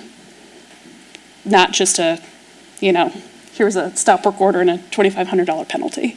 Word conviction will be changed to adjudication. So you don't have to go any further with that. And what's the adjudication process? That's where a judge makes a finding, Okay. and it's a civil penalty, not a criminal penalty. Sure. It's never what we asked for. No. So they always give a break. Okay, I was just, it's a little unclear to me, and it was a little unclear to some of the members that I spoke to, how that would be implemented and navigated, and since that range was so wide, who's making the call on what penalty is what? So that was my only comment, really, on the fee side. Thank you. Creed, you want to address any? Okay. Mr. Howard, do you have some changes that will be made? Is that right? No, I'm moving on to the few items down the road, just hoping we get there. Then we will see this again in 2 weeks.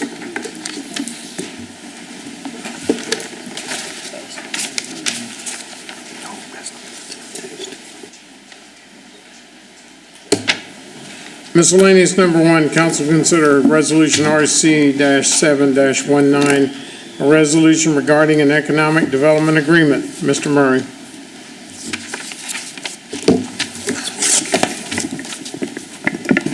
Thank you, President Ayer, members of the council. For the record, Andrew Murray, Department of Economic Development. Before you this evening, via resolution, is an economic development agreement with real estate developer Mr. Corby Thompson, managing member with Boomerang Development. He's here tonight with his legal team, Mr. Steve Harden, Mr. Sam Swafford, with Fagery Baker Daniels. Turning your attention to the screen, the proposal before you, commonly known as the Northeast Business Park and Crossroads Development, is proposed to develop approximately 240 acres, generally located east of Presley Drive along State Road 3238 split. The contemplated types of development before you include the Area A, which is industrial, Area B, which is senior multifamily, Area C, which is multifamily, Area D, which is senior two-family attached, and then the final Area E, which is commercial development. Initial investment from the developer is approximately $9.6 million with an estimated increase in new assessed value at the full completion of this proposed development at approximately $157 million. As it relates to the ask of the city, the requested participation with this proposal is to issue the bonds an approximate principal amount of $6.3 million paid solely from the tax increment revenue that would be generated from Area B, which again is the senior multifamily, and Area C, which is the multifamily contemplated development. Pursuant to the agreement as written, the developer or the developer's bank would purchase these bonds, which the proceeds would then be provided to the developer to finance the costs of the contemplated public infrastructure improvements. And from a risk mitigation perspective, this is an ideal scenario for the city, as the debt service payments for these bonds would not be an obligation to the city or city body, but rather to the developer or developer's bank. As I mentioned, again, the source of payment will be from a pledge of TIF from areas B and C, and based on those estimated projections, the revenue percentage necessary to cover those anticipated debt service payments for the bonds is approximately 75%. So what does that mean? The remaining 25% would be made available to the city for other legally permissible uses of tax increment revenue. Procedurally speaking, in 2019, this proposal was considered in executive session before this council's Finance Committee on May 23rd. Again, tonight, this is for first reading and introduction. We are scheduled to consider this proposal next week before the Finance Committee. And then if all goes to plan, this item could be back before you as early as your July 23rd meeting. And obviously, this is subject to making the necessary revisions based on input received from the public, this council, the mayor, and any additional staff comments. So with that, I'll stop there. Happy to answer any questions. Otherwise, I'll turn it over to Mr. Harden to cover any detail that I did not mention. Any questions of Mr. Murray? Just have one. Probably more than one, but I'll start with your Area A industrial. What is that? Enclosed industrial, open industrial? What are the standards? What do we know about it? Yeah, good question. I may defer to the developer here, but I know they haven't filed a zoning, so do you guys want to cover what you guys are envisioning?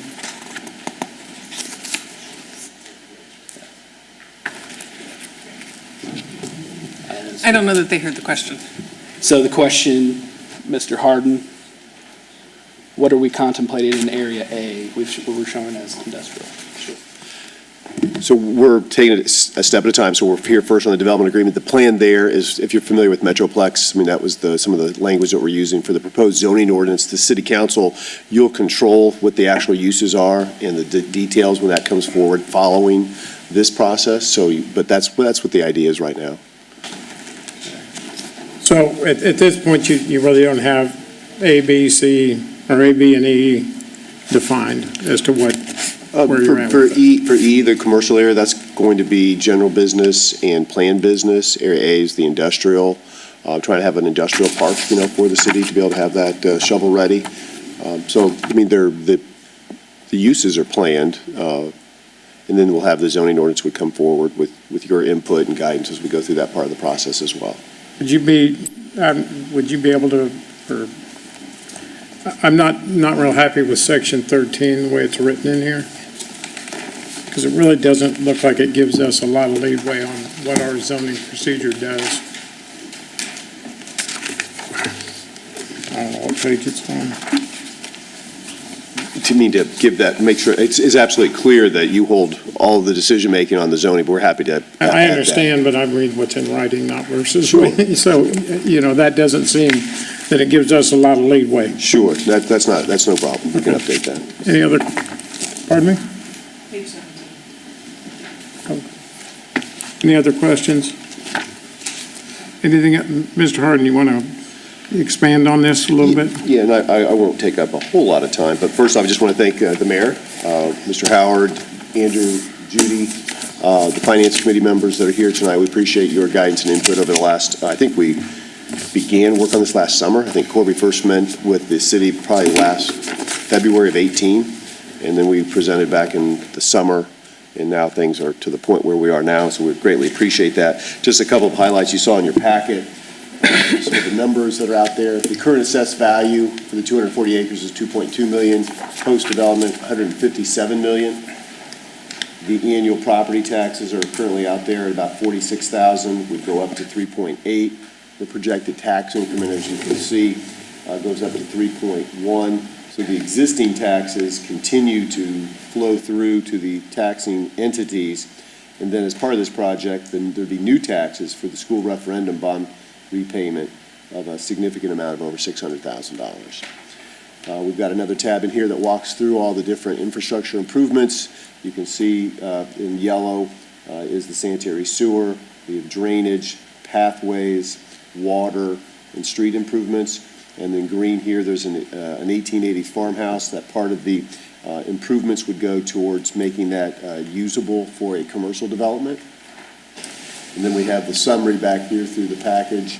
And as Andrew mentioned, probably the key component for this proposal is that the city's not at any risk. The city's not pledging its full faith and credit. It's simply facilitating the financing. Corby is taking all the risk by purchasing the bonds, and the city's not doing anything other than pledging the tax increment from the first two projects to pay for those bonds. If there's a shortfall, Corby's the one making that up. The city's not, the taxpayers are not. The end result then is to have shovel-ready industrial ground, commercial ground that otherwise would sit there as corn and bean fields for the foreseeable future. Just to be clear too, on the next page with the estimated total tax increment of $3.1 million upon full build-out, the key here is that of the total that's expected, there's only 16% of that would be pledged to, that would be needed for the bond payments. The balance of that upon full build-out is for the city's use as it deems best, over $2.6 million. The 75-25 split is just within the first two projects. So for the first two projects, there's only 75% of that is needed for the bond payments. And so even with the first two payments, there's expected to be $165,000 available for the city for other projects. And as we talk through it, sometimes we're asked, well, when is this going to happen? These are ready to go.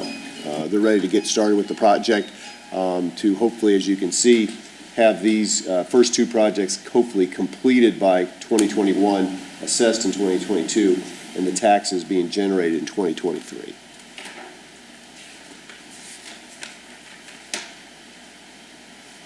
I think Andrew covered the rest of that. We would be happy to answer any questions that you might have. Otherwise, we go from here to the Finance Committee next week. Thank you. Any questions for Mr. Harden or Mr. Thompson? Thank you, Mr. Harden. Thank you very much.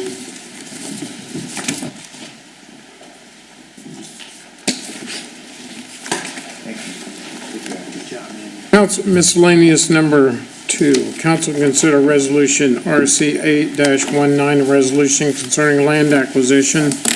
And I had called Mr. Hellman and told him he didn't need to be here this evening, that I would handle this. The city has an interest in purchasing 3 pieces of property that are available for sale.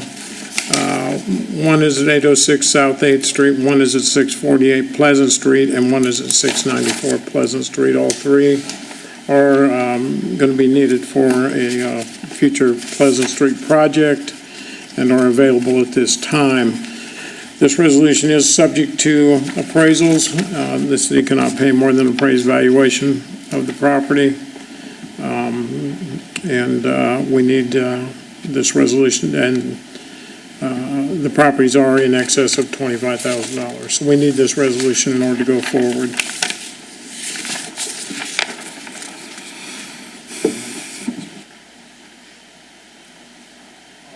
We do have a speaker. Ms. Gilliam, you want to speak? Pleasant Street. Did I wake you up back there? You want to talk about Pleasant Street? Yeah, right down your block. Could you state your name and address, please?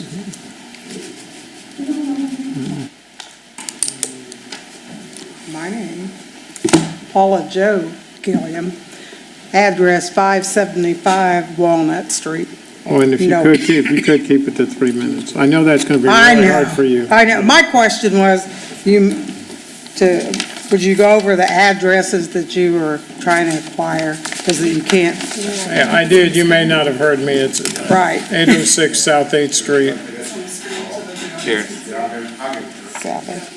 Okay. Thank you.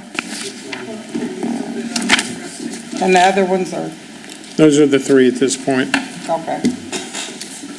And do you have any, my concern, I know you have a projected date when you're going to start tearing down, or is it that by living it where I do? Right. And I know you're coming closer and closer. Right. And I guess I'm the oldest one left in that neighborhood. My parents own that house, might as well say, I call it their house, 74 years. Right. I'm the last one left. Everybody else that's rental properties, and a few people own their homes. And we just want to, when you get ready, we want a date. And I don't want to hear it on the Indianapolis News. I think you should send us a letter. We come in as a group so we'll know. We don't need to be We on the anticipate news. first defining a financing package, and then, exposing the exact route. Yeah. Line of path that it's going to take, which you and I have talked about somewhat. Right. And then, at that point, once we've established the financing of it, then we will have a hopefully start date, but there'll be lots of notice, plenty of notice. Okay, that's all my concern is. I don't want to know, am I packing my stuff up now? No. Because, how many years do I have? I mean, I'm not getting any younger. So, I'm older than some of you guys. But Just some of us. some of you. Just a couple. But, I just want to get it on the record. We want to know, but I don't want to sit, you're sitting there on TV and all of a sudden you're seeing, Noblesville, okay. That is absolutely not the intent of anyone in the city to put somebody in that position. Okay. We want That's to- all I was asking. I want to keep it under the 3 minutes. But Sure. I just want to make sure you do that. Thank you for coming this evening. I No missed you the last problem. few times. Well, you know. I know. It's a long meeting. You said an hour and a half, Dylan. I told you, it's But 2 that's- hours now. Thank you. That's all I wanted. Thank you. Thank you. Mr. President, Ms. Wiles, I want to clarify for our sake and as well as those who are in the audience who are now seeing this image, these 3 parcels are all properties that are becoming available for sale. right. And so we've not gone to them. They've gone on the market, and so we are just being proactive in acquiring these properties A in couple are- anticipation of the Pleasant Street project. They have come to us, one of them is actually active on the market, but the other 2 are being handled by attorneys who have contacted us. But we're not taking the properties. No, we are not taking the properties. Thank you. So then I'd like to make a motion that we approve Resolution RC-8-19. Second that. Been moved and seconded. All those in favor, raise your hand. Motion carries 9-0.